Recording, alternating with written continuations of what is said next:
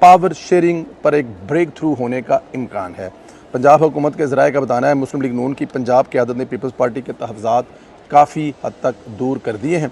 और ज़राए पंजाब हुकूमत ज़राए का कहना है कि मुस्लिम लीग नून की पंजाब को क़यादत ने पीपल्स पार्टी के तहफ़्ज़ात जो हैं वो काफ़ी हद तक दूर कर दिए हैं। ज़राए पंजाब हुकूमत नून लीग पीपी के 30 MPs और टिकट होल्डर्स के हलकों के लिए तरक्याती फ़ंड देने की यकीन दहानी कराई है।